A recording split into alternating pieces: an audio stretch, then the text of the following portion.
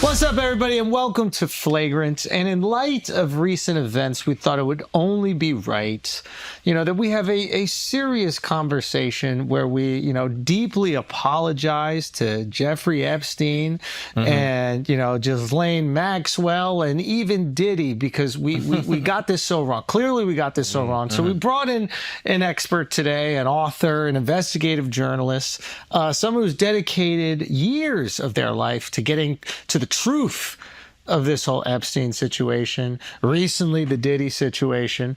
And were we wrong, Nick? This is Nick Bryant, by the way. Nick Bryant. Nick, were we wrong the whole time? Yeah, you guys are wrong. I mean, Epstein, according to our government, he's innocent. I mean, he did molest over 1,000 underage girls, but other than that, he's not a bad guy. Yeah. And then, of course, Diddy, I mean, he trafficked kids and prostituted people and made them buy drugs and take drugs. But all those charges were dropped. It was Cassie's fault, actually. So, yeah. So, a lot of allegedly's here, by the way. Nick is saying all this on his own volition. He's older than us. He's lived a good life.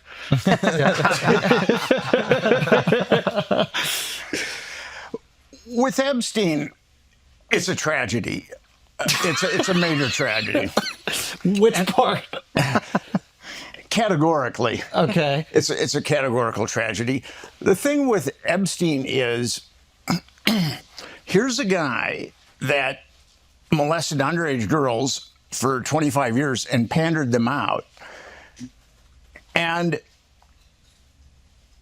nothing's going to happen to any of those perpetrators. There's Ghislaine Maxwell, who's doing some time. Why is she doing time if nothing happened?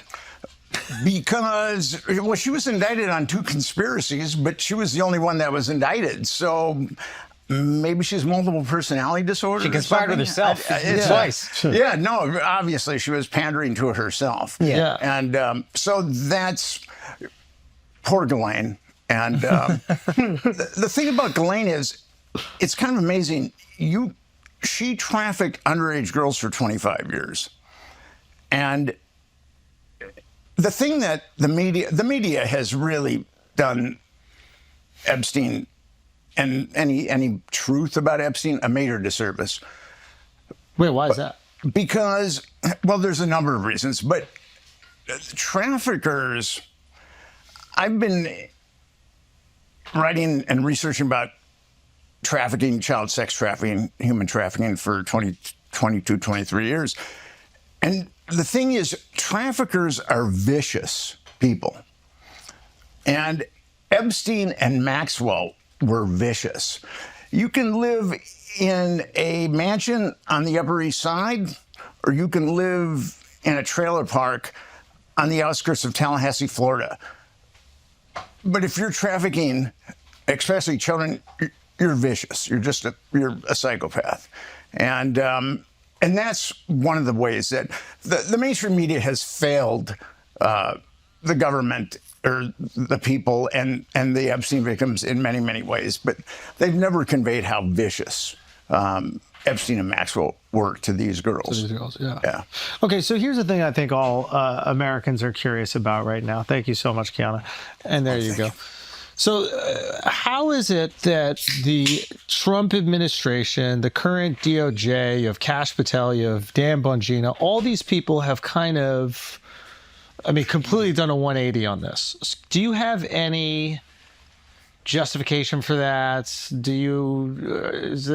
Obviously we're going to operate in conspiracy land a little bit over here, feelings, no facts, but why after all this, after they made such a big deal of it? Like, these are all people that went in going, we're going after Epstein, we're figuring it out, we're going to fight exactly, we're going to drain the swamp. What changed? Well, there's 3 things that can happen to someone if they want to institute change in the government and they're going against the powers that be. Either they can get threatened or their family can get threatened. There are people that will sell their grandmother for power. I've seen that too. And then third, a lot of people are compromised. And we don't know how they're compromised. There's a lot of ways to compromise people. You can compromise them sexually. You can compromise them financially. You can compromise their children. There's a lot of ways to go when it comes to compromise. And who are the people doing the compromising here? Like, who is threatening Trump? Who is threatening Kash Patel? How do you threaten the person who runs the FBI? How do you threaten the number 2 at the FBI? How do you threaten the President of the United States of America, the most powerful figure in the world? Who has more power than them? Let me back up a little bit on the Epstein case, and then I'll be able to give you an answer. So, the Palm Beach Police Department, a 14-year-old girl told her mother, her stepmother, that she'd been molested by Jeffrey Epstein. And her stepmother brought her to the Palm Beach Police Department, and the Palm Beach Police just looked upon Epstein as a philanthropic type, a rich philanthropic. They had no idea what he was into. And Michael Ryder, who he's the hero in this story. He was the chief of the Palm Beach Police Department. And he believed that kid. Actually, the people at the Palm Beach Police Department believed that kid. And then they found the girl that had pandered that girl. And she just opened up, and she pandered like 8 different girls. Who is this one? What was her name? Is Haley Robson. And they went to the same high school. And the Palm Beach Police Department ultimately got the names of, well, actually the statements of 5 victims. And then they got 17 corroborating people to corroborate what the victims said. And they were going to arrest Jeffrey Epstein on 4 counts of unlawful sexual activity with a minor and 1 count of lewd and lascivious molestation. They were ready to roll. They executed a search warrant on Epstein's home. And Epstein had been warned about that search warrant because a lot of stuff had been taken, like all his computers were gone.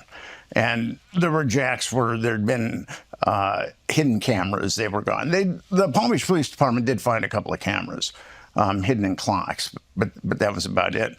So they were ready to roll with indicting Epstein on those 5 counts. And then the Florida state attorney, Barry Kirshner, said, no, we're going to have a grand jury. And so they took the case away from the Palm Beach Police Department.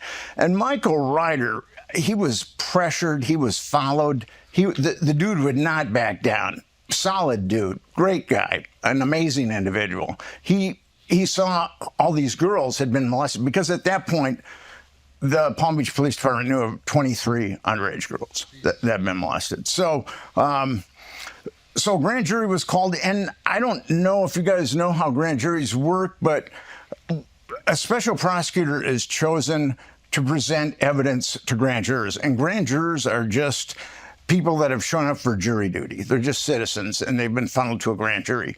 And the special prosecutor of a grand jury decides what witnesses get called and what evidence gets shown to the grand jurors.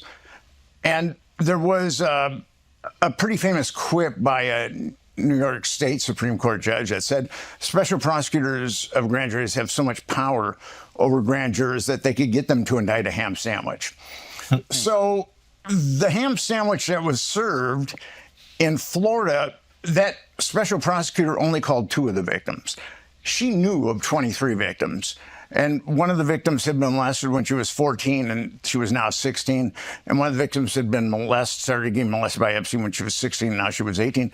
And she was calling them prostitutes. I mean, just really, I've got the transcripts, and I'm the director of a 501c called Epstein Justice, and you can go to our website and see what how I address the transcripts. But anyway, it was a horrible.